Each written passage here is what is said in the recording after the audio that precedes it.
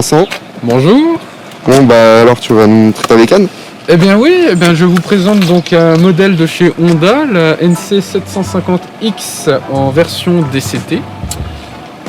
Attends, je te coupe, mais DCT donc c'est une boîte automatique. C'est exact, c'est une boîte automatique, full automatique. Donc si on passe de ce côté de la moto, on observera qu'il n'y a ni d'embrayage, ni de sélecteur. Ouais, en gros c'est une boîte auto. Et full auto.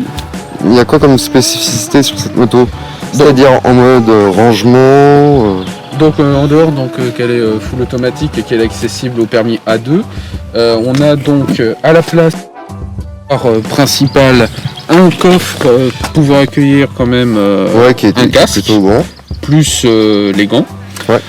Et attends, tu m'avais montré tout à l'heure, tu as une... Voilà, donc en plus de ce coffre, il y a un mini coffre au fond qui permet normalement de ranger la notice d'entretien, mais bon, ça peut quand même prendre un peu l'humidité, c'est pas terrible. En plus de ça, on a quand même une prise 12 volts, donc une prise allume-cigare, juste ici. Attends, qu'on la voit bien. Ouais. Une prise allume-cigare. Et t'as quoi et du coup, vu que le réservoir est juste ici... Eh bien, le réservoir, il se trouve habituellement, mais... sous la salle passager. D'accord, ok.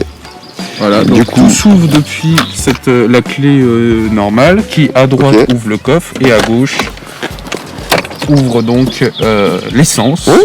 Et puis ça va, j'ai une place de rangement. Ça va, c'est nickel, c'est propre.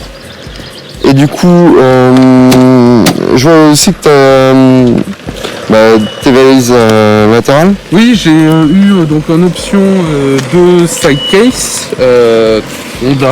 Du coup, c'est pas de série. C'est pas de série, mais c'est une option qui permet avec la même clé d'ouvrir les deux side case. Ok. Et en gros, dedans, tu as combien de contenance dans chacun? Chaque side case permet de ranger 29 litres. Mais bon, c'est 29 litres, mais bon, c'est pas vraiment un carré, hein, comme on peut voir. Ouais. Donc c'est assez compliqué parfois, mais bon, ça permet quand même de bien dépanner. Donc le deuxième, c'est exactement le même. Et ensuite, on peut rajouter un side case de presque 50 litres quand même. Ouais. Ou alors, comme je fais moi, remettre un filet pour pouvoir... du coup, donc ça va. Au niveau de l'espace de rangement... Ouais, en fait, c'est une bagnole. En fait, c'est une Jeep. Voilà, on voulait... Toi, je te connais bien, donc ouais, c'est forcément une Jeep. En plus, j'avais parlé de ta bécane dans ma première vidéo que j'avais sortie. Oui, moi j'avais besoin quand même de faire pas mal de kilomètres, mais quand même avec du matériel. Donc c'est vraiment la moto qu'il me fallait. Vu que c'est une boîte automatique, je termine avec ça. Du coup, on a une moto avec un frein à main. Donc là, montre-moi bien. Donc là, du moment que le voyant est rouge, c'est que le frein à main est actionné. Donc on le lève et on le redescend pour l'arrêter. Donc là, il est actionné. Ok. Et là, on l'enlève, voilà. Ok. Les commandes au volant sont des commandes standards, à l'exception faite que, vu que c'est une boîte automatique, on a des palettes au volant, enfin au guidon du coup. Tu as des petits sélecteurs, et moi, je vous avoue que je l'ai déjà essayé, et du coup, ouais, effectivement, tu as le moins qui est devant, et juste derrière, et le plus juste ici. Il y a le plus, ouais. Pour augmenter les rapports et du coup et le sélecteur de vitesse automatique, donc le neutre, le drive et le mode sport qui a 3 sous-modes, sport 1, sport 2, sport 3 et la boîte manuelle qui s'arme avec automatique manuel juste ici. Du coup, quand tu veux passer en mode manuel avec les palettes, tu... Juste à faire ça et après je fais avec le plus et le moins. Et le mode sport, je peux l'actionner en roulant. D'accord, ok, ça marche. Alors, est-ce que tu peux allumer oui, bien sûr. le compteur pour qu'on puisse montrer? Juste avant, pour terminer, donc il y a les options en plus des valises. Donc l'option renfort au niveau des barres latérales. Option de pare-main, juste ici. La bulle montée. Donc on peut la redescendre et la remonter au besoin. Attends, je vais juste reculer pour bien montrer aussi la moto de loin. Ah oui, aussi pour pouvoir poser le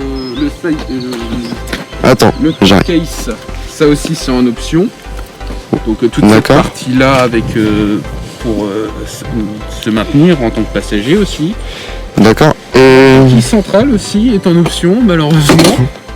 C'est très pratique n'empêche, hein. Mais c'est en option. Et surtout le plus important, le volant chauffant. Le guidon chauffant, oui, les poignées chauffantes. Là on est vraiment en mode voiture. Du coup tu appuies sur le bouton qui est juste ici. Voilà, donc il y a 5 modes. Ok. Je crois qu'il faut que je l'allume par contre pour que ça se fonctionne. D'accord. Donc normalement ça clignote en vert, 5 fois c'est que c'est le mode le plus chaud, et ensuite on descend, donc 4, 3, 2, 1, et ça clignotera selon le nombre. Et en plus de ça, vu que c'est les volants chauffants officiels, je l'ai aussi à côté du compte-tour.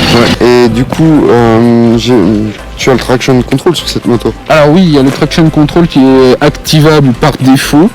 Et qui peut se désactiver juste ici. Donc il y a 3 modes. Il y a le mode le plus intrusif, pas trop intrusif, et un mode qui s'arrête totalement. Par défaut, de toute façon, dès qu'on l'allume, il est activé. Ouais. Donc au niveau sécurité, c'est pas mal. L'ABS est franchement bien. J'ai eu 2 petits problèmes de voyants qui se sont allumés, mais je vais passer au garage pour, tu m'en as parlé tout à l'heure. Pour vérifier ça. Mais en dehors de ça, les voyants se sont allumés, mais j'ai pas eu de problème. Au niveau fiabilité, je trouve que c'est quand même pas mal. Au niveau consommation aussi, c'est pas mal, puisque sur une voie 80, on peut passer sous la barre des 3 litres au 100. Si on reste à 80 constant, donc 3 litres c'est exceptionnel. Par contre, sur autoroute, là, ça va demander du 5-6 litres au 100. Ouais.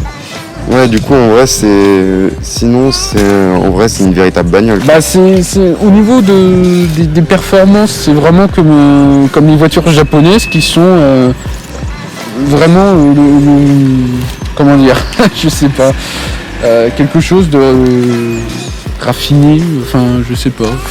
C'est. Ouais. Après bon, c'est vraiment une moto utilitaire quoi. Voilà, si on veut quelque chose qui consomme pas trop, qu'on peut emporter des bagages, un passager qui est pas trop mal au cul aussi. Ah oui, d'ailleurs la selle elle est superbe.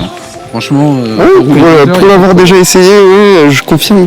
En plus, on va pas se le cacher. Les suspensions sont incroyables aussi. Bon, à part pour le passager, mais bon, il est sur la roue arrière, donc il n'y a pas trop le choix. Mais sinon, vraiment, rapport qualité-prix, à partir de... Enfin, moi, c'est le modèle 2019 que j'ai acheté en 2020. Okay. Je l'ai acheté 8 000 € avec toutes les options parce que c'était une occasion, elle avait 2500 km. En plus. Donc vraiment exceptionnel. Je te coupe, excuse-moi, mais en plus c'était une moto en plus que je t'avais trouvé. Effectivement. Oh merci, grand Dieu. Merci de m'avoir... non, mais en plus... magnifique moto. Donc je suis très content. Vraiment, pour le moment, là, ça fait donc un an... Ça fait... Presque un an. Ouais, en septembre, ça fera un an. Un peu avant, on est sûr. Mais bon, ça fait presque un an et vraiment, j'en suis extrêmement content. Et pour les trajets domicile-travail, je trouve que c'est quasiment la meilleure moto à avoir. En tout cas en A2, hein, parce que si vous voulez une boîte auto en A2, de toute façon il n'y a pas de 36 solutions, il n'y a que ça. Ou un T-Max. Ouais. Ou un Borgman, enfin, où tu passes... 2 minutes déjà. Ouais, c'est ça. Mais non, mais en vrai, en moto, il n'y a que celle-là en A2. Et le XADV qui est un hybride. Oui, mais à la gueule.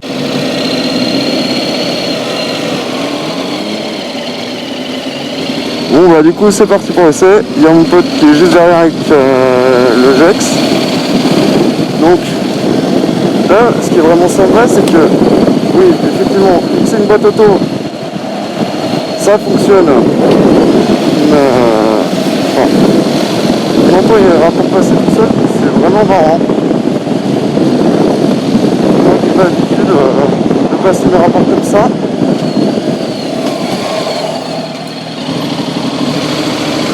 Putain, j'ai mis poser mon pied, tiens. On va laisser passer la bagnole.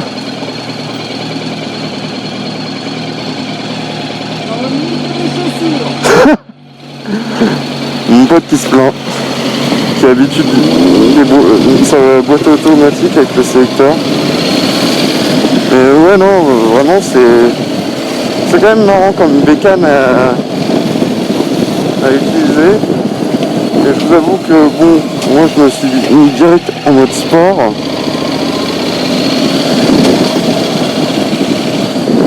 Je me suis mis direct en mode sport et c'est vraiment marrant.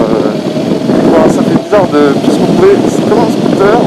Ça fait le même effet qu'un scooter, mais bon, c'est quand même marrant à utiliser. Ouais. Vous êtes sur un salon roulant. La bécane, c'est un salon roulant. En fait, le terme vraiment avec cette moto, c'est vraiment c'est une voiture.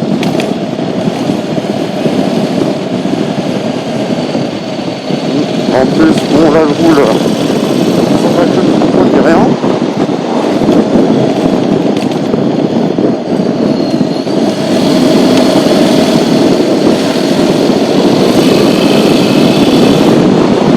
Ah oui, et le son qu'on entend, c'est quand même, en fait, en plus, c'est une bécane en bicylindre.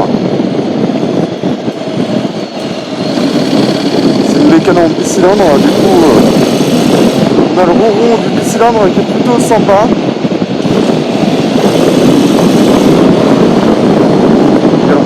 Ça qui est plutôt sympa. Après,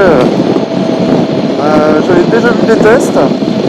Alors, 0 à 100 en 6,5 sur celle-là. Et puis, non, ce qui marque vraiment en roulant avec, bah, c'est que c'est un.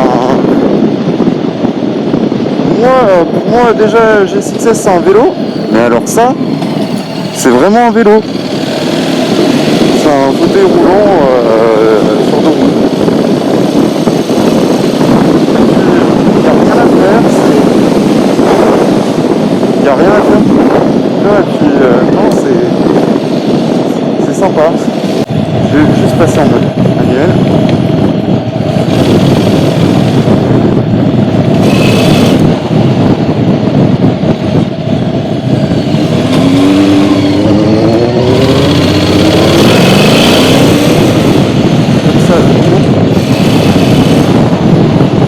Et c'est vraiment marrant d'utiliser ces gâchettes là.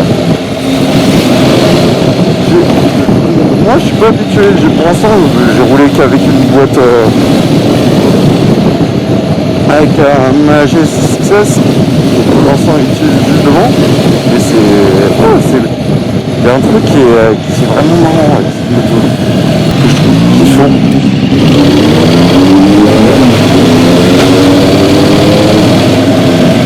Ah, ok, je passe en mode auto.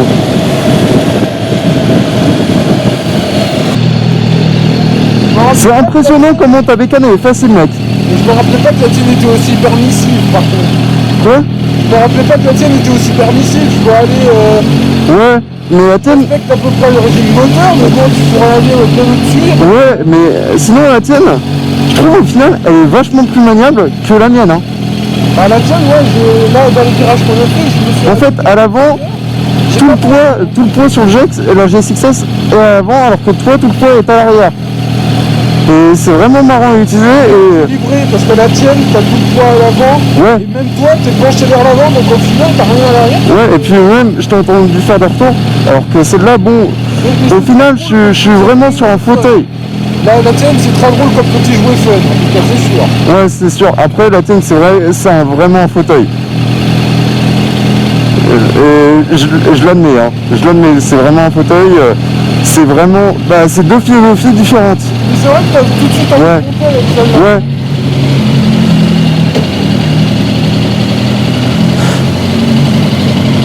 Une pote qui... Alors, il faut savoir qu'il critique tout le temps G6S du fait qu'elle fasse trop de bruit, que cela. C'est quand même marrant d'entendre ça de sa part. Et de le reconnaître. Bon, après... Moi, je reconnais que la scène est sympa pour rouler tranquille. Et on peut pas rouler... On peut rouler avec la sienne, mais on peut vraiment rouler pépère alors que celle la G6S c'est pas possible. Il y a un truc. C'est deux philosophies différentes. Et moi je trouve que c'est pas mal d'essayer deux philosophies.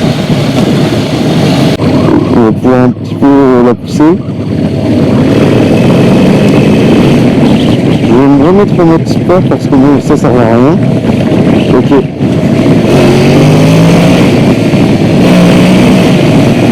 D'accord, là, la scène est beaucoup plus tôt. Ah oui, faut savoir que un full, c'est un modèle de 52 chevaux.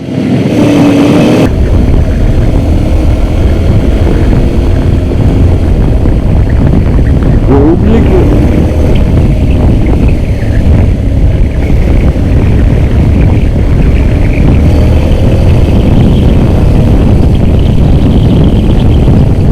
En plus, je sais qu'il habituellement il planche pas avec, mais elle est haute, mais c'est...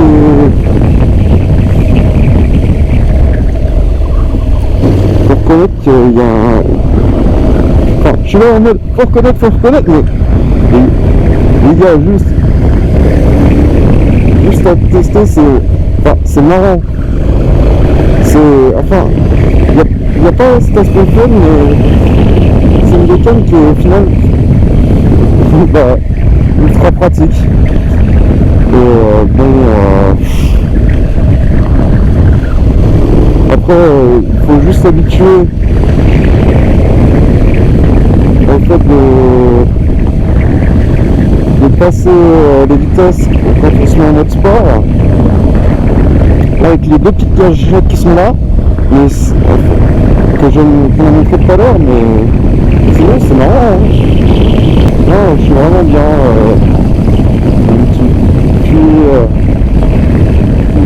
On a un pull qui protège, je trouve. Après, c'est mon avis. Hein. C'est pas. Personne. Elle est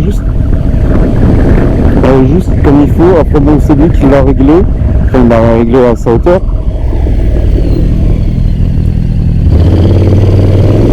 Il l'a réglé pour lui à sa hauteur, mais en vrai, sinon, je crois qu'elle est réglée au max. Ouais, c'est ça, elle est réglée au maximum.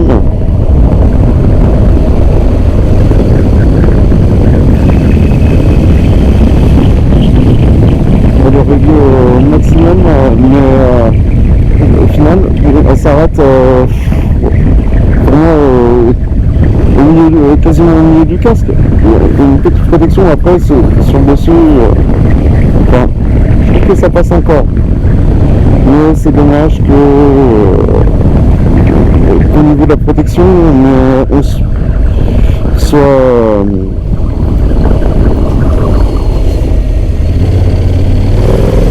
enfin, ce que je veux dire, c'est que c'est dommage que la protection soit réglable de cette manière. Enfin, soit pas juste glissant. On s'en fout si c'est automatique ou non, mais c'est juste un peu dommage. C'est un truc que je reprocherais quand même à cette moto.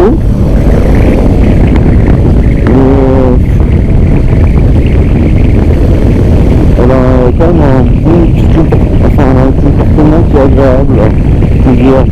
Pour la conduire vraiment en mode pépère. Allez-y, on fait un peu prendre une petite arnaud, boire notre café. Franchement, il n'y a rien de désagréable. Ouais, c'est vrai qu'elle est sympa. C'est une philosophie qui est différente.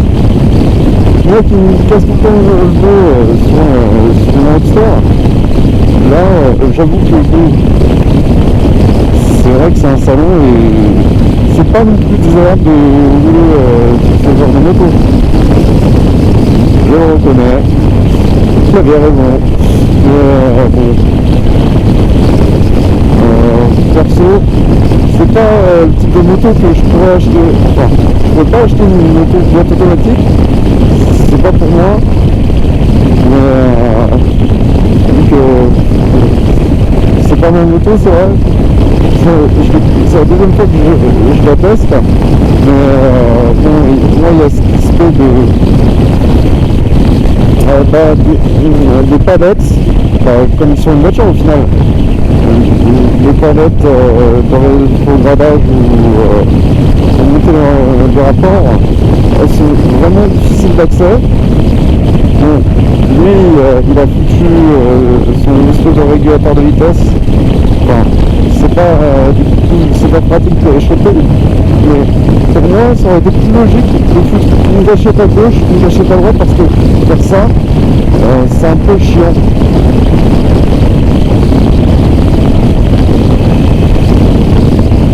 C'est un peu chiant en fait.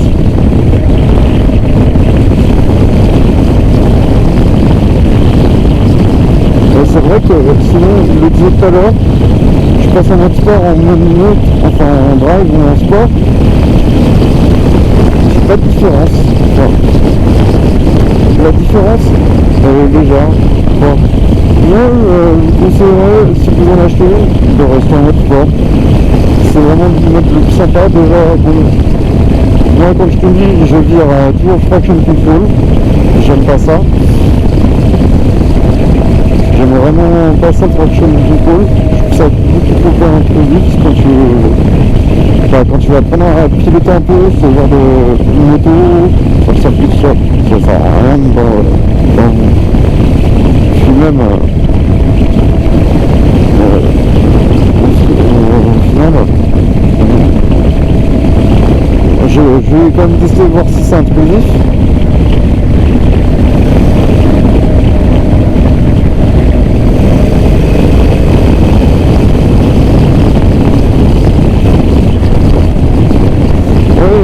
Ça accompagne un petit peu plus la moto, mais bon.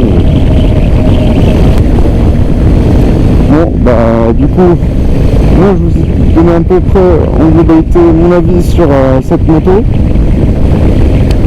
Du coup, moi je vous dis à la prochaine.